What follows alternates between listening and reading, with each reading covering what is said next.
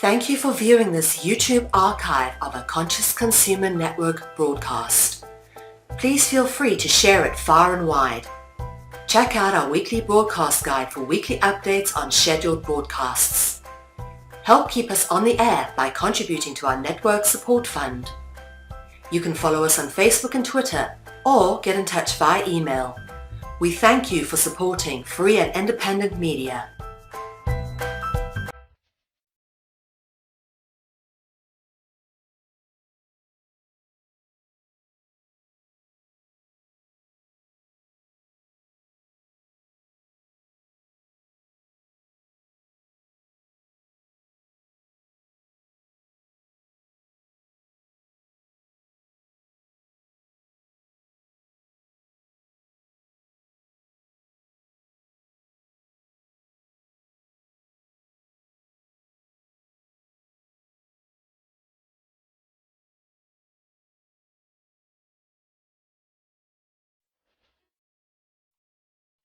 And welcome everyone to this show. We are the ones we've been waiting for. My name is Eilish Di Avalon, and I have with us the wonderfully outspoken political commentator Max Igan from the Crow House.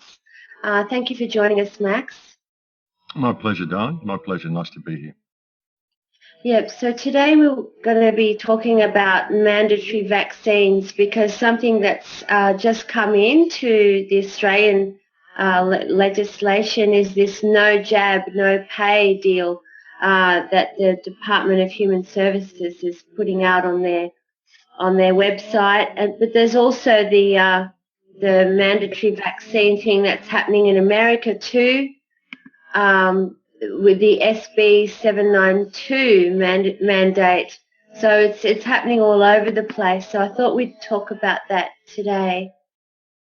Well, look, it is. It's happening everywhere, and the problem is it's actually part of a wider thing. I mean, it isn't just the vaccines. This is just one spectrum. I mean, it's about full spectrum dominance, and this is just one part of it.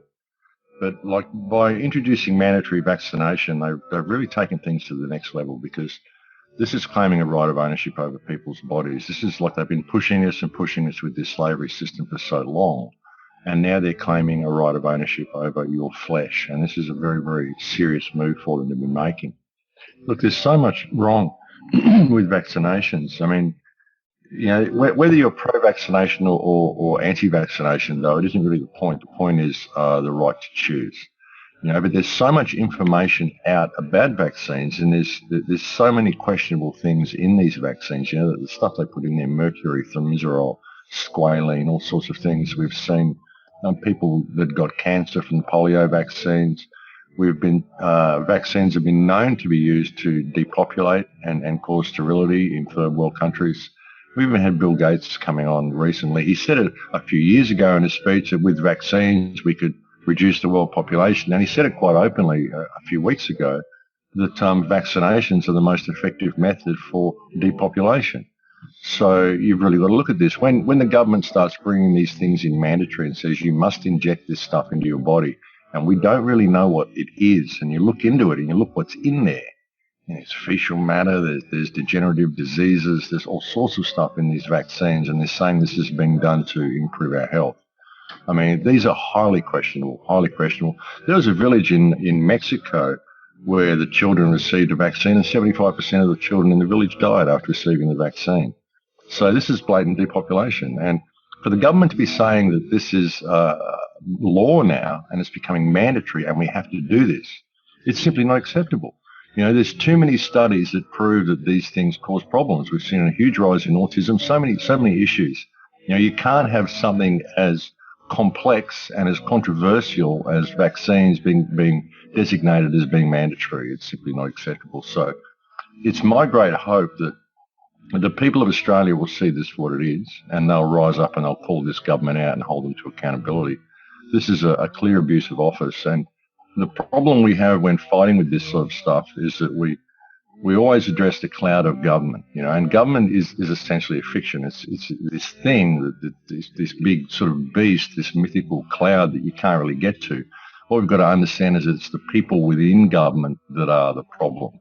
So we need to find out who signed off on the legislation I need to ask this person if they can prove the claim of ownership that they're exercising over our flesh, because this is a clear abuse of office. This is slavery. This is not acceptable. This is not what we employ government to do. And we employ government. It's important that people remember that. We employ these people. We elect people whom we trust, whom we are told are trustworthy people, to positions of power, and they are there to manage infrastructure for us and to make sure we have strong, viable societies. And they're all in abuse of office, and we've got to start calling this out. And I really hope that mandatory vaccines will do it. Like you said, they've introduced it in America as well, and we've seen 22,000 registered nurses in America refuse the mandatory vaccines. This is nurses that are refusing the mandatory vaccines, 22,000 of them. I mean, what does that say to you folks? I mean, they know what's going on. A lot of doctors won't have vaccinations. Tony Abbott, the former Prime Minister we had here, none of his children were vaccinated. So you got to see where this is going. A lot of the politicians and the medical people won't vaccinate, and yet it's being mandated that we must. This is simply not acceptable. So hopefully it will be seen as an opportunity for the people of Australia to stand up and call this out and realise that they don't simply have to do what government tells them.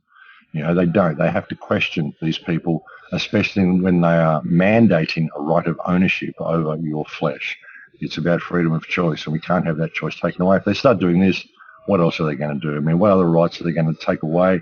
If it's okay for them to jab you with anything they want, and they're starting to label people who speak out against this sort of stuff as anti-government extremists and suggest that they have mental problems, then what are they going to be jabbing in you if you question the government's actions at all? You know, if you give them the ability to do this, you're really, really allowing humanity to be led into a very dark place. And I think that's the way it needs to be looked at. It isn't just about the vaccines. It's about the whole agenda here, which is control, ultimately. Yeah, and I see that at the moment it's affecting the family tax benefit Part A supplement, but I see the ominous possibility of this being widespread, so that all people that are accepting any disability or unemployment benefit or sickness benefit or veterans pension, you know, if they don't get the flu vaccine or the childhood immunisation program schedule that gets increased all the time, that they simply won't get paid. And then this will see a rise in poverty, in homelessness, in crime, in prostitution, in any way that people can, you know, or even the refugees, the reverse refugees, people trying to come here on boats, and there'll be the anti-vaxxers that'll be looking for another country where to live. You know, if we can't get this, you know, rescinded, we can't start reversing. Well, that's sort of the way it's going. Like I said, we're being attacked on all fronts, and they will come for the pensioners. They're talking about doing this around about September 2016, I think. And what it will be, you'll find that they'll be saying that people need to get up on all of the vaccines that they've missed out on. So you're going to find people are going to have to go and have dozens and dozens of vaccines, probably. You know, they'll do something like this. And there's even been talk that Malcolm Turdfall has been saying that if people don't accept the vaccinations, they may be posing a risk to public health, and there's a possibility that such people would have to be placed in jail to prevent the spread of disease. This is the way they're playing it. So, you know, you can see where it's going, and they'll come for pensioners. They'll come for anybody who's getting benefits at all.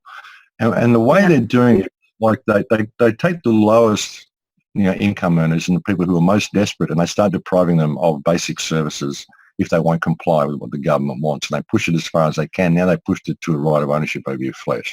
This will go out to more pensioners and more people receiving benefits. Then it will come to people who are even working and having subsidies for their children in daycare. So it'll come to them. It maybe already have come to those people. Yeah. So we'll start going out into middle class and more opulent levels of society. And then once they've digitised cash and all this sort of stuff as well, which is where they're going, once they've digitised everything, then they'll basically be able to cut off all services. They'll be able to switch you off if you don't accept the government's agenda. And that's why they want to digitise everything, because when it all becomes digital, then all your wealth and all your prosperity and everything exists in a virtual world. You can't just go and pull money out of the bank because there is no currency. It's all digital. It's all digital credits and energy credits and all this sort of stuff.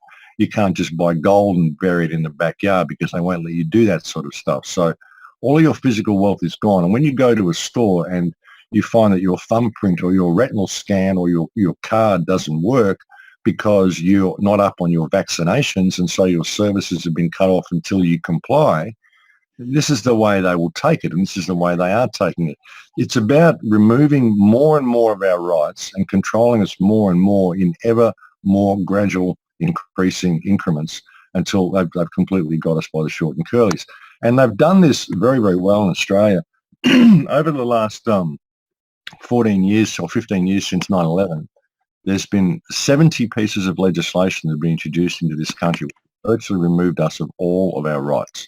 Virtually all of them. Anybody in Australia can be arrested without charge or trial. You can be arrested on suspicion without any hard evidence. They're coining terms such as anti-government extremists. So anybody who questions government is obviously extremists. This whole free man movement has been promoted and pushed by people, which is a complete rabbit hole and a complete trap. There is no remedy in any of the free man stuff. All it's been useful in doing is exposing how the fiction works, exposing how the legal system works. But those people who've gone out and pretended they're free and all this sort of stuff, they're jumping out of their little cage into a bigger cage and thinking that they're free. I mean, it's ridiculous. It doesn't work. And if you start standing up against government in that way, you're seen as an anti-government extremist and you can be arrested on terrorism charges and put in jail without charge or trial and kept there as long as they want. I mean, they can just keep renewing it. So all of these things are in place. We've got the things like the VLAD legislation in Queensland, the Vicious Lawless Association legislation, which was apparently put in place to deal with bike gangs. But if you read the legislation, it doesn't mention bike gangs at all. It just mentions organisations. Any organisation of more than three or more people who may be involved in violent or vicious or lawless associations or activity. And, with the guidelines that they've put in place for these groups, it's any group or corporation or company or organisation. This could be a chess club or a knitting club. Anything fits into the guidelines that they've put in this legislation. All it takes is for one person within that organisation to commit a violent act, and then that entire organisation and everybody in it is seen as being violent, vicious and lawless and can be subject to arrest and held without charge or trial. So when you look at this, you look at things such as the mining operations and gas wells and things they've got going on in this country, and you look at the Lock the Gate movement, which I truly believe is controlled opposition because it doesn't address the correct issues. It's got everybody up on this bandwagon, everybody out there shaking their fist at the government, but they're not actually addressing the root core of the problem. They're not taking any action that will actually work. All they're doing is getting a lot of people up in arms and getting them with these lock the gate signs and all this sort of stuff. All it's going to take is once they open up the mining and start really raping this country the way they've got planned to do, which is going to be starting in the next year or two, probably when they start have the Commonwealth Games, which I think is later this year or next year. It's very, very soon. Yeah. But when they have that, I imagine they will open the mining operations up then. And all it will take will be for one agent provocateur to commit one violent act in the name of Lock the Gate. If they can associate this person with Lock the Gate, then that gives the authorities the ability to go and arrest any person with a Lock the Gate sign on their car or on their fence, claim that they belong to a vicious lawless association and put them in jail. And it isn't up to you to, it isn't up for them to prove that you are a vicious lawless person. It's up for you to prove that the Lock the Gate organisation does not carry out violent acts and vicious and lawless acts. So how can you prove that? You don't even know all the people who are part of the association. So there's no way you can prove innocence. It's like me accusing you of stealing milk bottle money and asking me to, and asking you to prove that you didn't. You can't. The onus is on me to prove that you did go and steal the milk money. You can't prove that you didn't. The onus is always on the accuser to prove guilt. Innocence is very, very difficult to prove. If there's no evidence of guilt, that should be proof of innocence, or enough proof of innocence or enough reasonable doubt to let people go. But it doesn't work with this legislation. You need to prove your innocence. So It's like when they're saying they're arresting people who have been to the Middle East who come back to Australia. They need to prove that they weren't involved in terrorist activities while they're in the Middle East. Well, how can you do that? How can you do? Can the government prove that you were? Maybe you just went over there to visit your cousin or something. Maybe you just went over to have a look. Maybe you went over as a tourist, whatever. But now you come back from there and you have to prove you haven't been involved in terrorist activities. You can't do that. You can't prove innocence in these cases. So this is where we're going, and you see how all this has been structured and how it's all been set up. And now you've got these mandatory vaccines coming in, and people who are even questioning this, the rhetoric we're hearing from politicians is ridiculous. There was one politician saying that anti-vaccine extremists should be jailed, because they're anti-vaccine extremists, This was just yesterday or the day before. Some backbencher said this, Of course, they just put it out there, anti-vaccine extremists. Okay, so the word extremist is being bandied about a lot for anything that questions the actions of government. And this mandatory vaccines, this is just the tip of the iceberg. You can see where they're going with this. Now all of these politicians, they're all in abuse of office. They're all in breach of trust. And they're doing some pretty bad things, and they're locking this country down pretty dramatically. And we need to stand up and call it. We do. We need to start asking the right questions politely. We don't need violence or anything, but we need to start standing up and calling this and see how it's all connected. Because the vaccine issue is not a standalone issue. It's connected to all this other globalist stuff. You can tie this in with the TPP and all the mining operations and all the laws that have been removed and 9/11 and the whole fake war on terror, the whole thing. It's all one big theatrical play, and it's all connected, and it affects every person on the planet. I think people are seeing it now, but unfortunately people are not seeing what the way out is. Everyone's looking for a way out. But I think people are seeing what the system is now. I think it's so in their face now that they can't help but see it. It's absolutely ridiculous that a parent who, is making a conscientious decision not to vaccinate their child because they've read the statistics on the spiking in autism, and brain injury, and they don't want their children to be force vaccinated, are now potentially going to prison.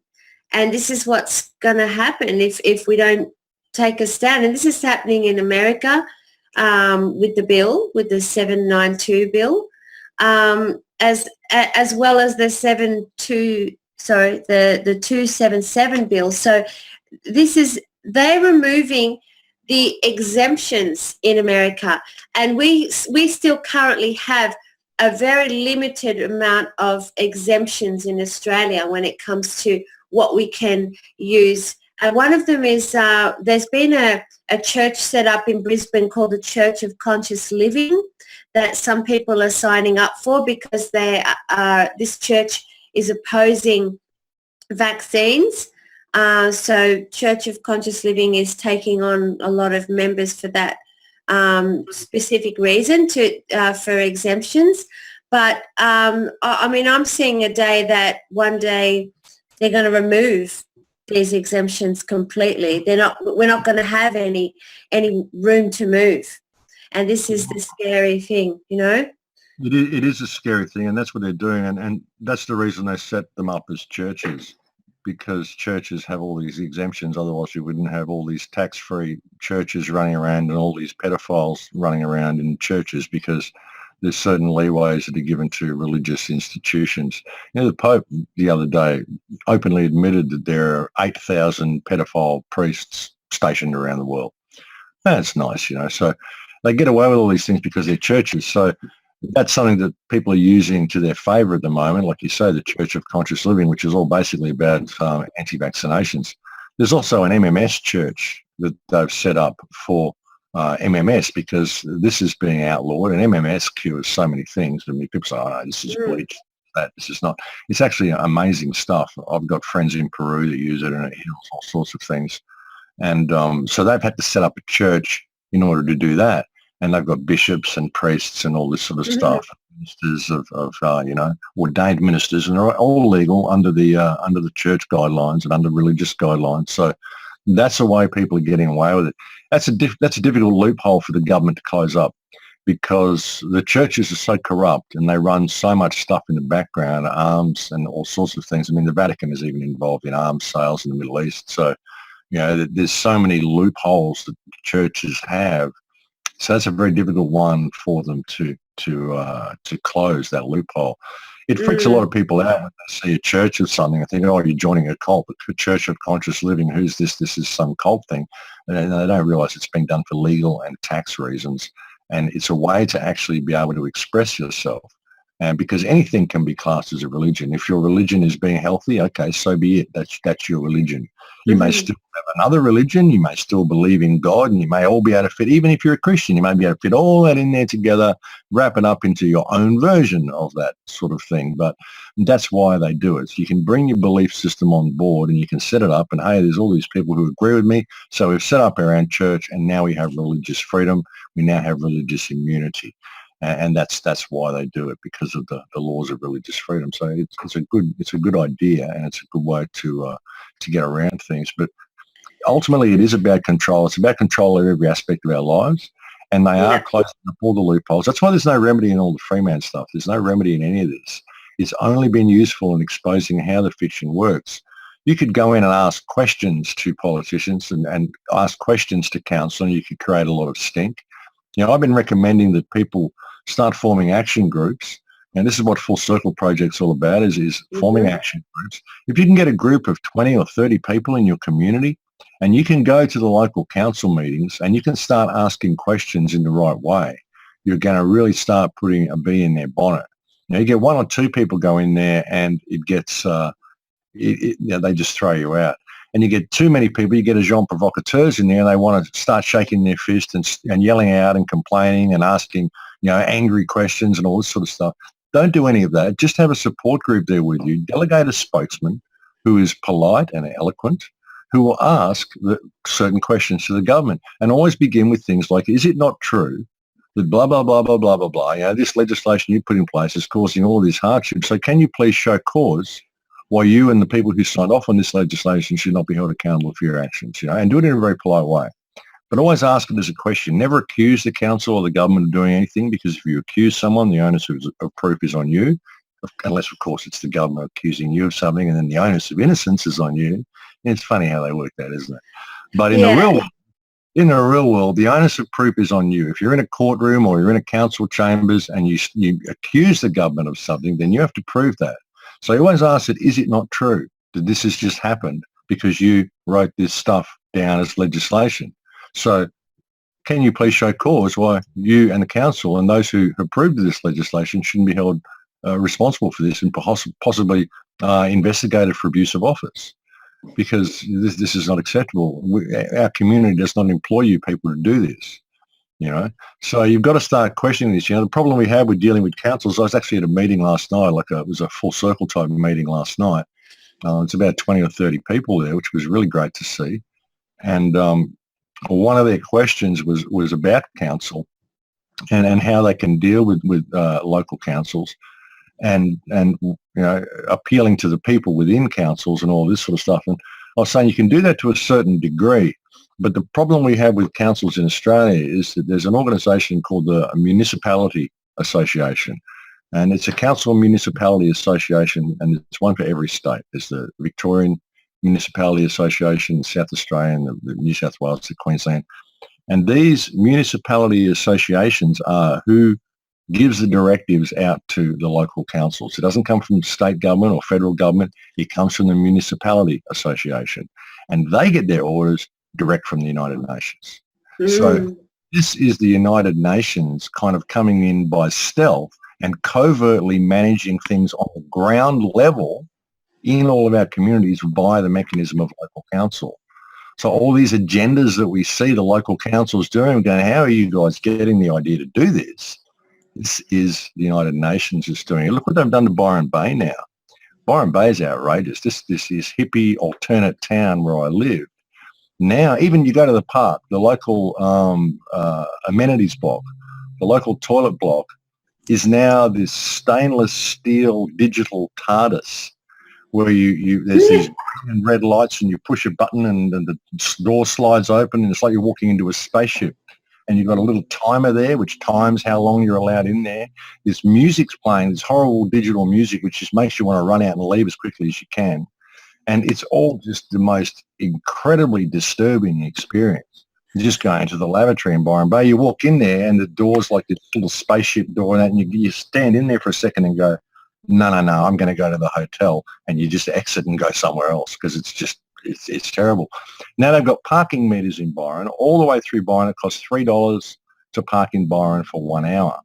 And every hour, the meters only go for an hour because they want to rotate, because it's a tourist town. They want to be fair to everybody, right? So every hour, you've got to go and move your car to another parking spot and pay another $3. For the locals who are going to the local cinema to watch a movie, you go to watch Star Wars, and they've got to leave the cinema every hour to move their car, hoping there's another. It turns into car wars, and you miss out on 15 minutes of the movie every hour because you've got to go and move your car. And it's right through town. All the tourists and everybody, it's $3 an hour to park in Byron. You go to Byron now, and it's like a ghost town. Nobody goes there. Everyone's just going, well, this is really bad. And all the locals who just come in to do their shopping, they're in town for like 10 minutes. They've got to pay $3 to go to the chemist or the bakery or the butcher or whatever it is that they're doing in town. Not many butchers in Byron, but whatever it is they're doing in town, it costs them $3 an hour to do it. It's across the board for locals, and there's no parking allowed anywhere on the sides of the roads anywhere. There's signs up all over the place, and it's ridiculous. It's absolutely ridiculous what they're doing, and that's just an example. But you look at that and you say, well, why would the government want to do this? Well, they don't. It's a UN directive. It's creating these smart towns, and they've picked Byron Bay because that's the alternate epicenter of Australia. So they've just gone in there and they're just digitising the whole place and converting the whole place into this smart town, and just driving all of the alternate people out into the hills.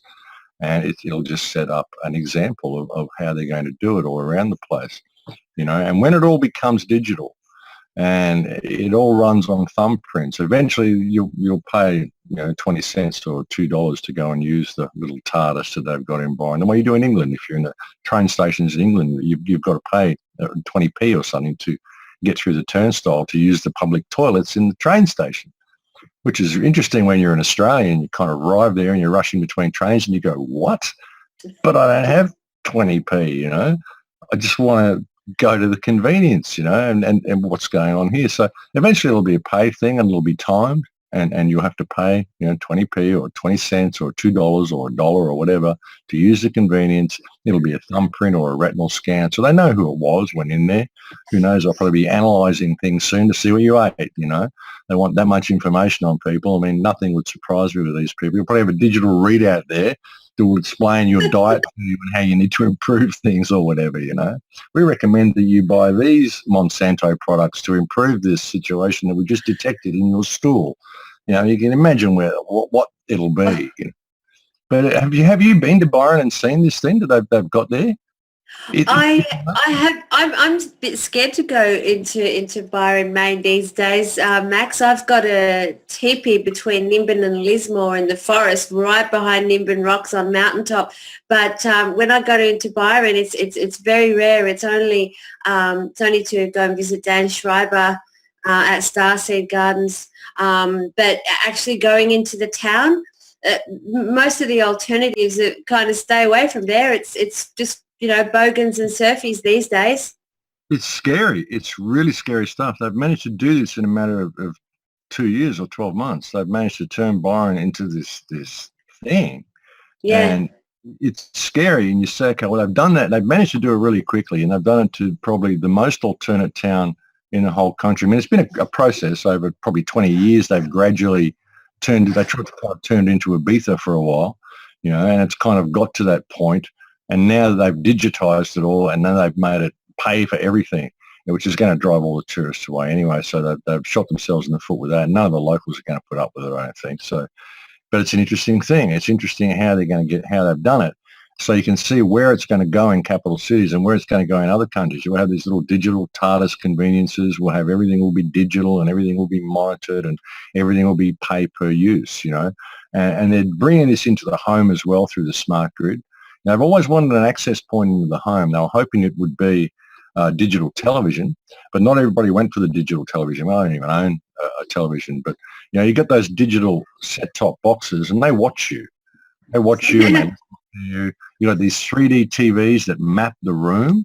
Everyone thinks, oh, it's great, 3D TV. You go, look, everywhere I sit in the room, it knows where I am, so I adjust the pixels so that it's 3D for me and it's 3D for him and 3D for her. What it's doing is it's mapping the room. It's working out how many people in the room. They've got facial recognition. They know where you're looking. They know where you're sitting.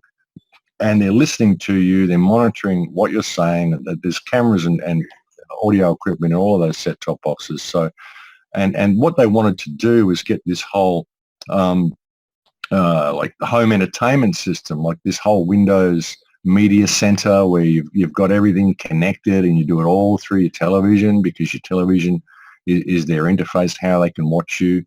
And they tried to do it with Windows 10. Windows 10 is basically spyware. It monitors everything you do. It monitors every picture you open, sends the information to Microsoft. It listens to you all the time with that new Cortana app. So you've got to say, hey, Cortana, and it'll answer you. But the fact that it'll answer you when you say that means that it's listening to you all the time. Where's that information going? It's monitoring all the conversations in your house. And it's everything you open, it sends the information to Microsoft about what you're doing, what all your search histories are. Like there's traffic. You open a JPEG and there's information that's sent to Microsoft. There's traffic and you can't turn it off. So this is the sort of stuff that they're doing. And they've looked for this way into people's homes. Of course, not everybody uses Windows. Not everybody's gone for the Windows 10 update. So the access point they found is the electricity grid. So what they do is they put a smart meter on your home and then they give you smart appliances, smart toaster, smart washing machine, smart fridge, smart TV, everything's smart, which monitors how much you use it. You've got refrigerators now you can go and buy. They've been available for a few years that are actually hooked up to the internet. That will tell you when your milk is getting low. You put the milk in the right milk compartment. It'll tell you when your milk's getting low and you can order new milk on your internet connection, pay with it on your credit card and it'll get delivered to your door. Whatever it is, it'll monitor what's in your fridge and it'll tell you when it's getting low and you can order new items through the fridge. So it's already smart. It's online, and this is what they're doing. So eventually it will be pay per use for all of your household appliances as well. And they'll figure out what you're using more and what you're using less of, which ones use more energy and which ones don't. And then it comes down to energy credits. So if we replace currency, and get a global currency, which is what they want to do, all they've got to do is crash all the dollars. And it might take them a while. I think it will take them a while to get the currency they want in place if we let them do it, if we don't wake up to what they're doing. But what the currency will be energy credits. So, we don't need, once it becomes digital, then you don't need to call it a dollar anymore or a euro or pounds or anything like that. It's just credits. So how do you get those credits? Well, if you're working, there's no good giving you these things that we call dollars or whatever. It's all just credits anyway. So it's just energy credits. How much energy are you putting into the system? That's how much energy you can get out of the system. And everything's paid for with energy credits because we've got to worry about global warming and all. It's all about energy, isn't it? You see where it's going, the little precursors to all of this, where it's going. They've got the access point to your home through your electricity grid. They're monitoring all in the smart meters. And you start getting measured by energy that you use. This is the things like the Trojan horse of the Venus Project, which was all about a resource-based economy. You look about a resource-based economy, well, what was it? What were they talking about? They were talking about how much energy you put into the system is how much energy you get out of the system, so everyone evenly contributes. Okay, well, what's this? This is energy credits. This is the whole new world order, new currency system. And when it all becomes smart, you've got an artificial intelligence basically controlling things from the top, which is designating duties to different ministries, if you will, people in different positions in government. They're just carrying out the tasks as designated to them by the AI. The Prime Minister and the federal and Congress and all this becomes figureheads. They become just there for effect, just so so it looks like we've got government. But ultimately, it's all designated by the AI, which controls everything according to resources and economics. It's all about balancing the books and moving the stock around and keeping things functioning properly. Look at the world as one big department store that produces its own goods. You've got different communities that produce stuff for the main centre in the middle, like Hunger Games. This sort of stuff is where they're going with it. So two major classes, the ultra-rich and decadent and the super poor who just do all the menial work. And it's all controlled by AI, and what energy you put in is what energy you get out. So if you're someone who wants to go and build an alternate community, and that's all very well, you want to go and build an alternate permaculture community and become self-sufficient. Well, you're never really going to be completely self-sufficient, not if you live in this world, because you're going to need things. No matter how self-sufficient you are, you're going to need things. You might have to buy heritage seeds. You might need to buy piping or something to make a water course. You might need to buy a pump. You might need to buy a tractor or a car or a vehicle. You might need to travel somewhere. You may need to do something. You're still going to need to interact with this larger society in some way at some time, no matter how alternate and independent you become. But if the only way you need like petrol for your chainsaw, for example, like I know people that live so far off the grid, so far out of town, like in Tabulum and places like that, but they still need to go into town just for something like, petrol for the chainsaw because they haven't gotten around that yet. Yeah, so you need to buy a chainsaw.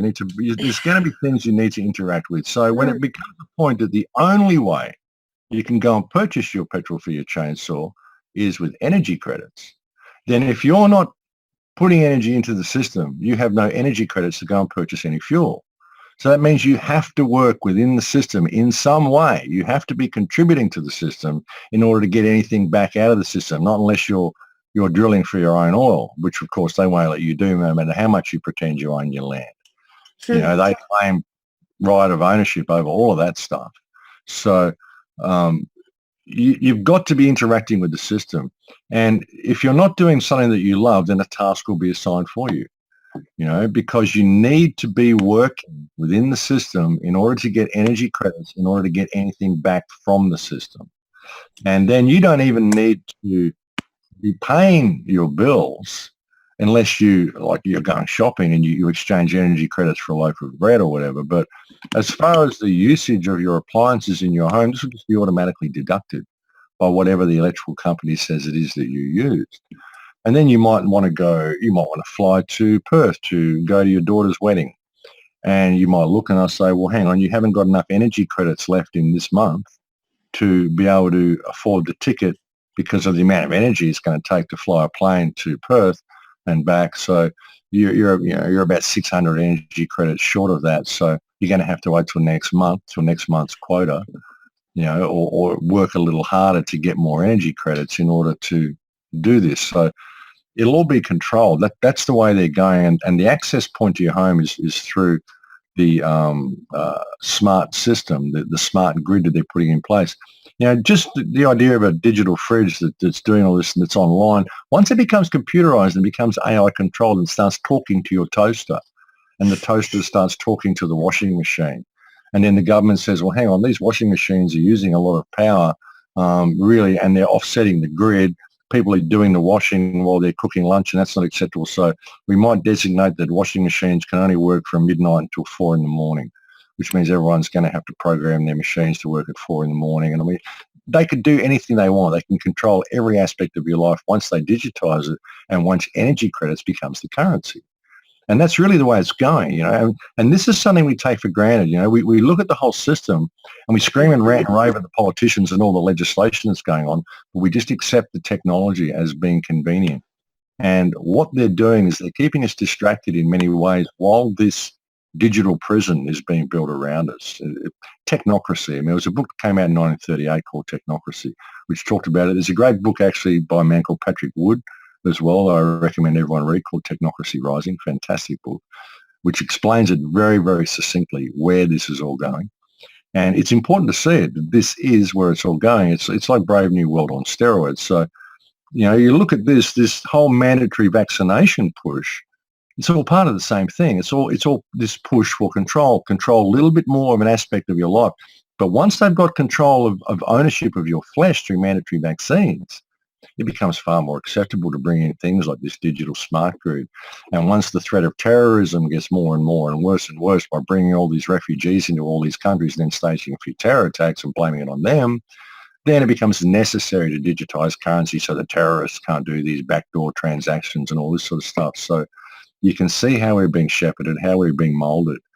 And the depopulation agenda is part of it. The vaccines are part of it, and even the internet is part of it. They've managed to locate where all the dissidents are, and these people will start disappearing in the night if they're not careful. People who don't start making a stand in the right way will start disappearing in the night. Too many people are shaking their fist and being angry and trying to fight the system rather than simply uniting their communities with knowledge and standing up against the system and asking the right questions. That's really what needs to be done. So, I mean, it's so interwoven. It really is. All of this stuff is completely interwoven. And not too many people are seeing it. Too many people are distracted, got their heads down rabbit holes. No one's addressing the current crisis, which is unfolding right around us, which could be addressed very quickly. People are looking for people to point the finger at or just doing all sorts of things which are not addressing the problem. People have been very, very much led away from it. We've seen a huge divide in the response to this system in the last couple of years, right as we were reaching a real tipping point and things were really looking like we were going to make some good change. There was a massive divide in the alternative media. And people aren't really paying attention to what's going on around them. A lot of the research people are doing, I mean, in another couple of years, they're not going to have access to the internet in the way we have now because they didn't pay attention to what's going on now. And I really believe we need to do that. This is a real turning point this year. And if we don't rein this system in and stop these politicians, this cacostocracy in their tracks this year, I think we're going to be in serious trouble. We have to pull our heads out of the sand, pull our heads out of our rabbit holes for the moment and unite together and stand up and call this criminal cabal out for what they are. We've got a multi-generational, multinational crime family which has infiltrated into all aspects of Western politics and is running this world, and it's running it into the ground. They're depopulating the planet. They're doing all these mandatory vaccines. They're doing the whole thing. And if we don't call this, we're just going to allow our countries to be destroyed. This country is going to be turned into an open-cut mine within the next couple of years. And, the politicians will run off to the Caribbean or wherever it is they go. And the people will be left to deal with these brain-dead thugs that most of our police are these days. I mean, there's still good cops in there, but a lot of them are just these low IQ thugs who just do the corporate line and follow the corporate rules. And that's the problem, with the TPP and all the stuff that's coming in here. It's a corporate takeover of this country. And we still have an opportunity to call it. And vaccines, this mandatory vaccines is definitely a trigger point and an opportunity for us to do so. But if we don't, we're going to be heading for a pretty dangerous place, Yeah, and I mean, just the fact that local councils themselves are illegal, and there's an article called "Council Rates Are Illegal in Australia" on truthology.org.au if people want to have a look at and read details about that, about the research that's been done on local councils and how we don't have to pay rates. We can offer them, for example, okay, we'll pay for our garbage collection, but the rest of it's just, insanity. And so once we realise that local councils are illegal, that state governments have no right over us, that, bring something back to say even the Constitution, well, do you think that's the way to go, is to go back to the Constitution? I mean, I know that the Indigenous were considered flora and fauna, and there's flaws in the Constitution for that reason, but so much of this new legislation, these bylaws, are actually illegal pieces of legislation that people don't have to follow if one sticks to something like the Constitution, Max. Well, yes and no. I mean, the whole concept of whether local councils are illegal or not, I mean, this is speculative. there's things such as the Australia Act and things which people will say that's illegal. So, I mean, it's a huge rabbit hole to get into, and I don't believe there's any remedy there. I mean, I think the remedy lies in stepping above the whole thing and simply calling these people out as the criminals that they are. It's like I said about fracking the other day, how fracking, the attack on our water table, it's effectively, what is the nation of Australia? It's the people. We are the nation, the whole, if you really want to get into nationhood and all that sort of stuff, okay, well, we are the nation. And we need water for life. So therefore, any threat to water, water is essential for the security of the nation. We are the nation. And any threat to water must be seen as a threat to national security. So can the government please show us the studies they've done which show that this practice is safe, or can they please show cause where they shouldn't be dismissed? Because, and that steps above the whole thing. It's a simple thing. I mean, local councils, all this sort of stuff, ultimately they're just people. They're people that we employ to manage our infrastructure for us. That's what they're doing. Why are all these laws coming in place? Why do they need to collect all this money all the time? Why do they need to milk us and make us pay for every single aspect of our lives? How is that improving things? Why don't we ask these questions? How is it improving things? What's it improving the economy? Well, what is the economy? The economy is all these fictional numbers that you can't eat. And it's all based on this stuff that you borrow from a private bank, and it's all about balancing the books. How on earth does that help humanity? I mean, the economy is destroying humanity. It's not helping humanity. Can you show me how it is helping humanity? We need to be, have strong, empowered populations. This is what I was saying before. Get a group together of people and just start talking about this stuff and start talking about things and talking about ideas of how you'd want to improve society and things that, practices you want to put in place, permaculture, earthships, all this sort of stuff. And then ask yourself why you can't do any of them, and then go to the council and tell them this is what we want to do now. And if you're going to prevent us, please explain why. Please show us how you have a right of ownership over us. Please explain why you are allowing legislation to come in which is milking us of our wealth and doing all these things you're doing. Why are you supporting an economic model over the needs of the people when you're claiming that the economy is there to benefit the country? We are the country. We are the people. We are the nation. How is this economy benefiting the nation if the nation, the people, are suffering? Please explain this to me. It's not making any sense. And if you're doing this, is it true that you as a local council receive all of your instructions from the Municipality Association? And is it not true that the Municipality Association receives all of its instructions from the United Nations? So please explain to us how this is benefiting the people of Australia. But always ask it, is it not true? Is it not true that this is happening? Don't ever accuse them. Get them to explain to you why it's going on and get them to explain to you how it's not happening, because you can show them how.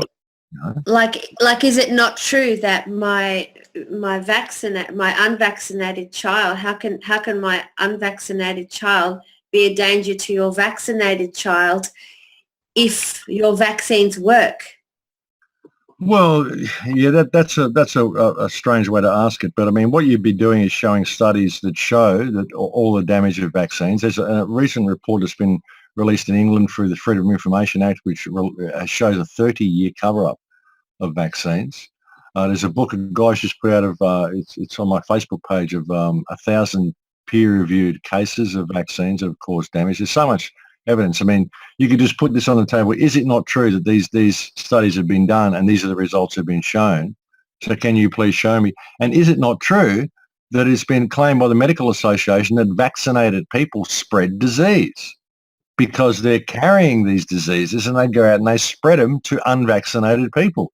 Vaccinated people are actually more cause of spreading disease, as all studies have shown, even your own government studies have shown, than any unvaccinated people. And again, how can an unvaccinated person be a threat to a vaccinated person unless the vaccine doesn't work? You've got this claim of this herd thing. We need everybody vaccinated because the unvaccinated person may come in contact with someone who is just recently vaccinated who hasn't kicked in yet, and they may pass a disease to them. This is ridiculous. It's reverse logic. The vaccinated people have been injected with these diseases and they're going out and they're spreading it everywhere. They even say that you should not allow your child near a pregnant woman if your child has been recently vaccinated, because it may spread the disease to the pregnant woman who is very susceptible to diseases because she's pregnant. So this is their own guidelines telling you not to let vaccinated people go near pregnant women. And yet in the other breath, they're telling you that unvaccinated people are a threat to vaccinated people.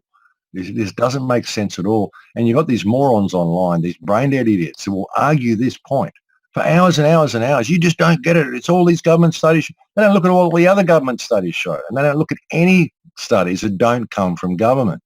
And I've got a few basic rules in life, but the first rule is I never believe anything the government tells me. Nothing, zero, none of it. Okay, that's my first rule in life. Anything they tell me, I'll go and investigate for myself, because looking at the track record of these people, they're a bunch of habitual liars who seem to serve their own agenda. They've been doing that for hundreds of years.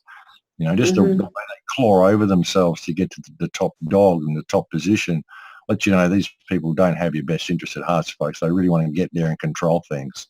I mean, as far as I'm concerned, nobody who wants to be president is suitable for the job. Would you want to run a country? I wouldn't want to run a country. It would be the last job I would want to do. Why would you want to control others? Why would you want to be in that position if it wasn't for the paycheck and the control that you get to exercise? You get to go there and be the top dog and carry all of your repressed biological urges and sociopathic urges on everybody else. And nobody who wants the gig is suitable for the gig. And that's the way we need to approach politics. Yeah. Just look at the current candidates for the US election and their track records. Hillary Clinton's a career criminal. She's got so much blood on her hands, destroyed Libya. Sitting there cackling when Gaddafi was murdered on TV, murdered and raped with a metal pipe on TV, and she's sitting there cackling going, we came, we saw, he died. And she did it simply because they were going to do a gold-backed currency, and the African dinar was going to basically destroy their trade situation. That's what they did. All the recent emails that she tried to suppress have shown that's what it was all about. The whole thing was cooked up. She's a mass murdering bitch, that woman. She really is. She's the destruction of the divine feminine right there. She's a career criminal, a barefaced liar. Benghazi, Libya, so much stuff that woman has done wrong. And the fact that she would even be allowed to run for president when she should be in jail rotting is ridiculous. It's absolutely absurd.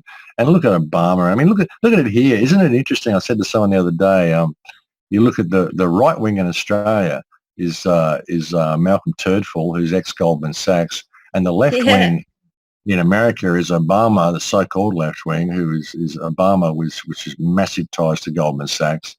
So banking runs the world, folks, and it's the same people. All these people with Goldman Sachs, right wing and left wing, two different countries, both Goldman Sachs. I mean, the fact that Malcolm Turdfall is an ex-investment banker. I mean, fancy having him on as the Prime Minister. This is the last person we need running the country.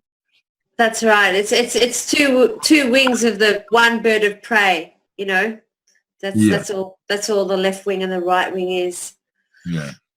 Yeah. So, and we're seeing this need to hang the bankers. To try them for treason. Well, that would be nice to try them under their own legislation to do something, but just disconnect from it, actually disconnect from the system. That's what we're trying to do, or what Ken's put together with the World Citizen Initiative, is to attempt to disconnect from the system, lawfully, peacefully, remove all financial support for any government that's funding war. And there are mechanisms we can do and use within the system to do that. I think we need to be sensible about this, but we've got a short time. We've only got a short time to do it. If we don't find a peaceful, lawful way of doing this and using the fiction within itself and checkmating itself within its own fiction, then we're going to be in a pretty dangerous place soon. Too many people have been extremist about this. They've too many anarchists say, and when you look at the word anarchy does not mean chaos, and anarchy means self-governance. Too many people with an anarchist point of view want total freedom straight away. We just collapse the system and everyone steps out of it. You can't do that. Too many people will suffer, and there's too many people who are still trapped within the matrix who don't even know what's going on. They don't know at all. And you can laugh and jeer at them and call them sheeple, but a lot of them are good people who simply haven't had access to the same information that you've had. People who've been told the internet is full of all this rubbish and you can't believe anything you see on the internet, and always trust your government or always trust your TV. People who join the military thinking that the United States is the greatest nation in the world, and you're going out to preserve freedom. You know, there's all sorts of good people who do what they do because they think it's the right thing to do, because they've been trained to think that way. And you can't hate these people or call them sheeple, and you can't just collapse the system around them if you want freedom for humanity, because they're part of humanity. You know, if you do that, you'll end up in chaos. There'll be bikers or violent factions that take over. There's a lot of people in society that have massive chips on their shoulders that will, you know, there'll be power vacuums, and it'll become gang wars. It'll become like Libya, become like Iraq, you know. So that's not the way to do anything. What we've got to do is be sensible about it and realise that there are elements within the system that we can use against itself, which will serve to wake up the sleeping masses by using a language they understand within a legal system that they think is real. And that will, you know, at that point, you've got all of these sleeping masses, millions upon millions of them, who've woken up to this action that you're taking and see it as a good, viable action, who are supporting it. At that point, the puppet masters kind of have to hang their puppets out to dry and step into the shadows, because we've just stopped their system in its tracks. Because if they were to reveal themselves at that point to the sleeping masses, there'd be a revolution. They'd be deposed overnight. They'd be hanging from lampposts. So they're going to have to step into the shadows and allow things to take their natural course, using the legal fiction against itself. And that will get us back to a point of safety. And then we can start actually exposing things a little bit more, because we've got everybody's attention. We can start exposing what the real truths are. You know, we can start leading ourselves to a point of freedom for the first time in history, the first time we've ever seen freedom in the human condition. We have a real opportunity for that now if we're sensible about it, and we use elements within the fiction to checkmate it and do it publicly and wake the sleeping masses up within their own fiction. Now, it'll be like the veil falling off. You'll be seeing people rubbing sleep from their eyes. They'll suddenly realise what's been going on if we're sensible about it. You know, and that to me is the true path to true anarchy, to true self-governance.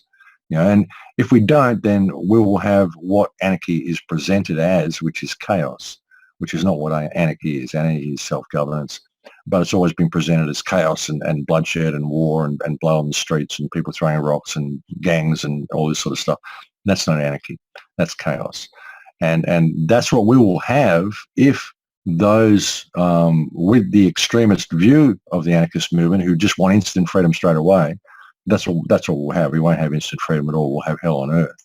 And I think a lot of these people are either agents provocateurs, or they've just been taught the wrong idea. They're too much of a rebel. They want to shake their fist and point the finger at someone and not realise that it's us holding the system up. It all happens because we fund it all, we support it all. You know, Yeah. whether we really know or not, we are supporting it, and we need to remove that support and remove that funding from it legally, peacefully, lawfully, within their own fiction, very, very publicly.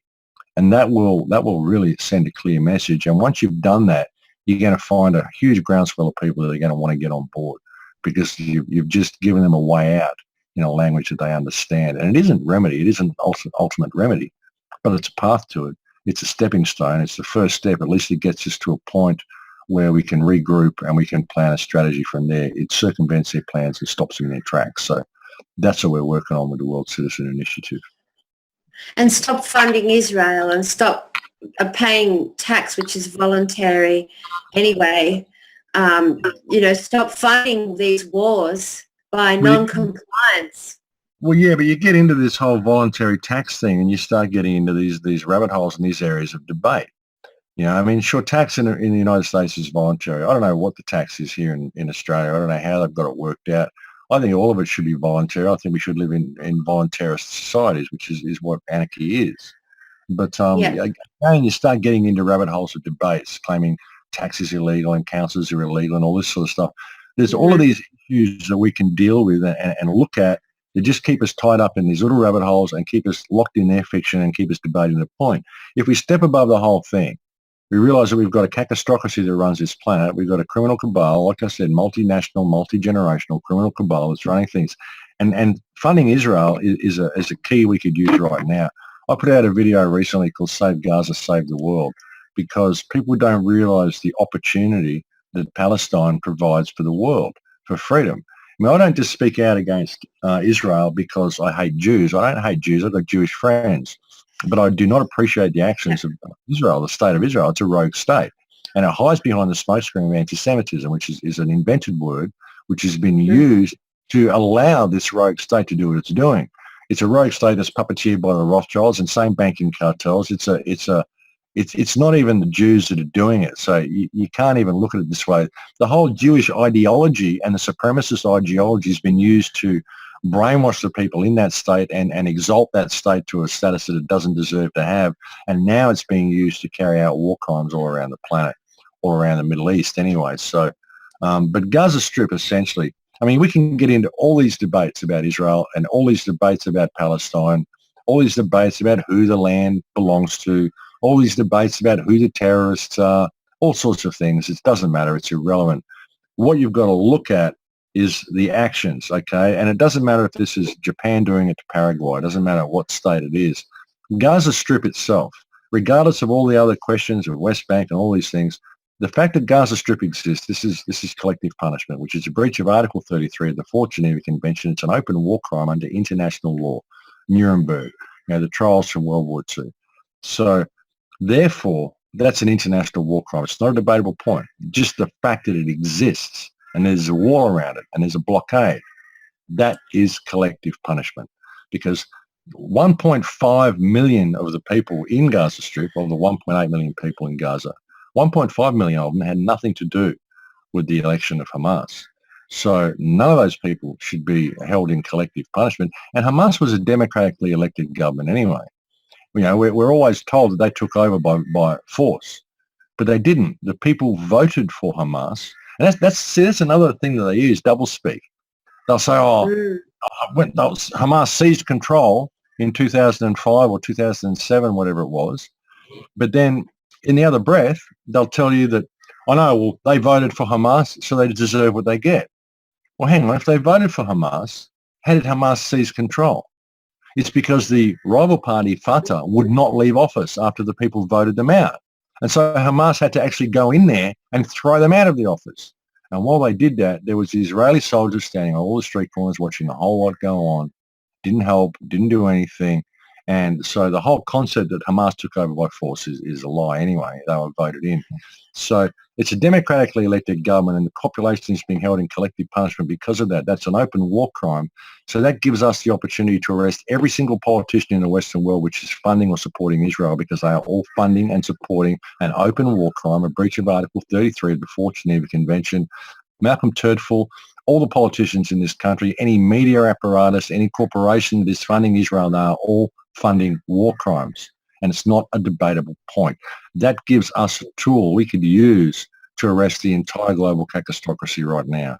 All we have to do is get a united response by the people, open up our hearts and stand up and call it, But people don't, because they're all caught up in this whole Jewish-Palestinian thing, Israeli-Palestinian thing, whether this is God's chosen in the land of, all this rubbish that they've been fed, which is all irrelevant. It's not about any of that. What it's about is 1.8 million people, average age of 17. Think about that. Over half the population is children. 1.8 million people have been held in collective punishment in the most horrendous of conditions. They've been that way for like 8 or 10 years now, and it's getting worse and worse and worse. And we have the ability to call it and save those people, and also save ourselves by arresting this whole catastocracy, because if they can be shown to be war criminals, and all the successive governments, both sides of the fence, anyone who supported Israel can be shown to be war criminals because Israel is carrying out war crimes, then how is any of the legislation that they wrote in the last 10 years valid, or however many years it's been? How is any of that valid? How's the legislation which allowed fracking, or the TPP, or any of this stuff? How is any of this valid if it can be shown that the person who wrote the legislation is a war criminal? And it can. It can be proven, because Gaza Strip exists, and these politicians, thousands of them, all support the state that is carrying out this war crime. And it's right there. That's right there. That's under their own legal fiction, right under their own international law. We could call this out right now if we would just open up our hearts to the Palestinian people, to the children trapped in Gaza Strip. Now, forget all this whole Muslim, Jew, Israeli, Palestinian concept out of your head.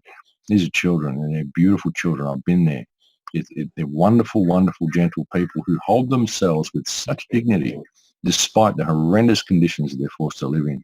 And once you go there and see these people, it's life-changing. You cannot help but change your entire worldview after visiting Palestine. So, yeah, it's Well, something we can use, It's a tool there right for us. It's an opportunity, and we should grasp it.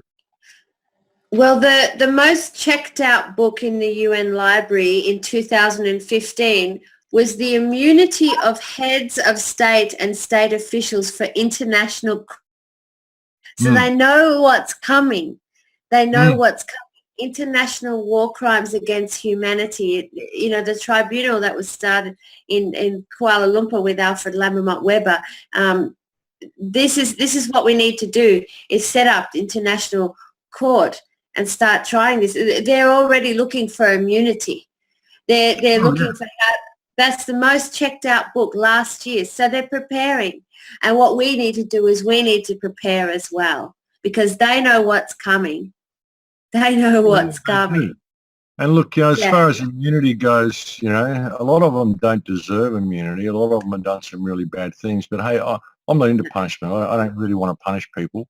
I just want them to come clean and own up, But there's going to be people who just don't deserve immunity. People like Hillary Clinton, she needs to be in jail for the rest of her life. That woman's a psychopath. She's dangerous, and if you left her and took her from her wealth and threw her in the suburbs, she'd probably become a child killer or something. I don't know. She would be the worst neighbour you could possibly have. She's a psychopath, full-blown psychopath. So there's some people who've got the blood of literally millions of people on their hands that probably wouldn't ever get immunity. But certain lower echelon people, I mean, I'd be quite happy to give people immunity for whistleblowers and for people to speak out and actually call things out for what they are.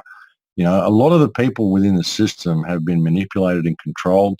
There's a lot of people who work within the system, a lot of judges and lawyers and all sorts of people who've sworn an oath to the bar, who know that they live on the wrong side of history, that want to be able to step into the other side of history and the right side of history. They know the wheels are falling off, So there's people in there. You can't say the whole system's bad and everybody's corrupt and everybody who's on television and everybody who's involved in this, it's just one big hand and everybody's involved. It's ridiculous.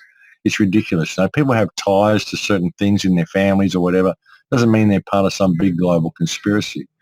People have gotten bad raps. People have been exposed as being things that they're not, simply because of some of the ties that they've had in their past. And we've got to start looking at this sensibly. I mean, we do need to start prosecuting these people for war crimes, and I'll be quite happy to give people immunity. I don't really want to see people jailed. I just want to stop my brothers and sisters being murdered, and I want the ship of state to begin sailing in a different direction. One where it becomes smaller and smaller and smaller to the point where we don't need the state at all. And if we are going to have any type of control mechanism, it needs to be one that's transparent and one that actually serves the people and not the banksters. Yeah, and the pharmaceutical companies and all the other ones that feed off the heads of state. And they run the whole thing. You'll find the banksters, they own the pharmaceutical companies. They got shares in them all. They own all the governments, own all the armies, all the militaries, the police forces, all the resources, all that. You're fine. You look at all the chains, it all goes back to the finances, really. It's who's got the most controls more. And who's got the most? Well, it's the banksters, the 13 families at the top to control the global financial system. That's really where it all comes from. Mm-hmm. Yeah. The Venetian black nobility, the Rothschilds, the royals, they're all in on it. Yeah. They're all in on it. I mean, we can look at that and we can call that out and point the finger, but it doesn't really do any good, because really we should be pointing the finger at ourselves, because we're the ones who go along with it. So we've got to remove funding from it. We've got to stop going along with it. Non-compliance, that's how to do it. Yeah. Non-compliance in a peaceful, lawful way, a way that checkmates them in their own fiction. Again, that's what Ken's attempting to do with the World Citizen Initiative. And we need to get these groups together. People need to start making noise on the ground, going to council meetings and asking eloquent, polite questions in very, very, very poignant questions. Don't pull any punches, but don't be angry. And if you've got someone there with you who's going to stand up and shout and start screaming, get rid of them. You don't want them. They're an agent provocateur. Either that or they're just programmed into this reaction, because no matter how good their heart may be, that is not the way to do it. If you can go in there and be eloquent and polite and ask the right questions, you really, really stir up a hornet's nest, because all of the public that's come along and seen it goes, well, yeah, actually that makes a lot of sense. And if you video it, put it up on YouTube and all this sort of stuff, then more people get to see it and it starts spreading out there. And that's what Full Circle Project's all about, because like all of these politicians are in abuse of office. They really are. Something we've been trying to do with Full Circle Project is locate the legal key that we can use against all these politicians for this abuse of office. But you find that they keep shifting the goalposts.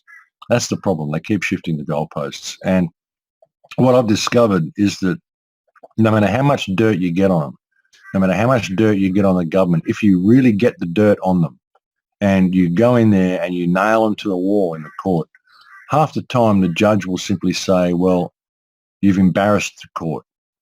And so none of that evidence is admissible because you're embarrassing the court. And that's all they have to say.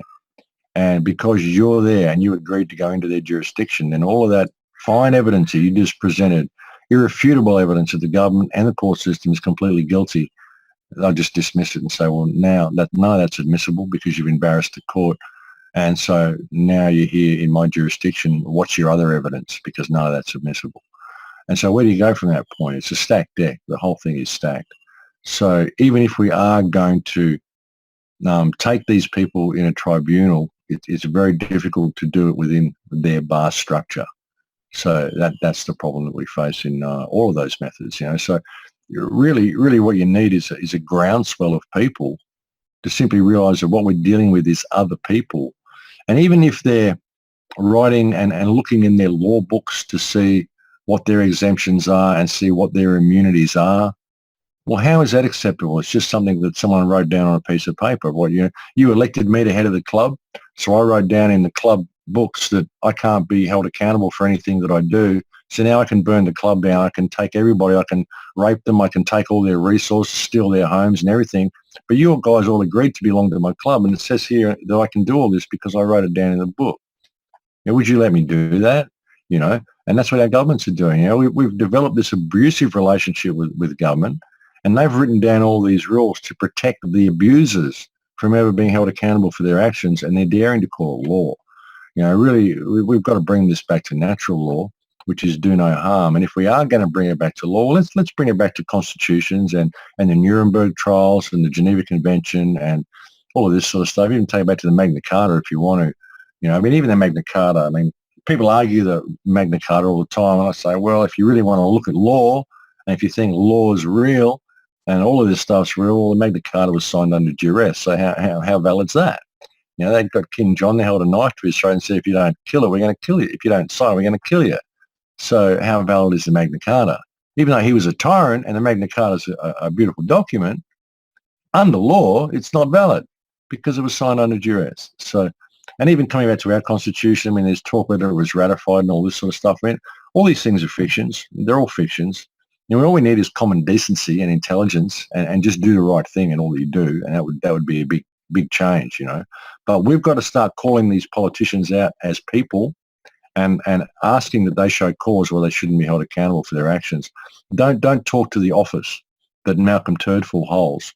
Malcolm Turdfall is just a man. He's not any better than you. He's not any better than anybody else. He's just a guy that we employ to manage things for us in a responsible way, and he's doing a god-awful job because he's really serving the bankers more than he's serving us. He can spend $650,000 per bomb on bombs he drops on Iraq, but he can't afford to feed the homeless people or clothe people in this country.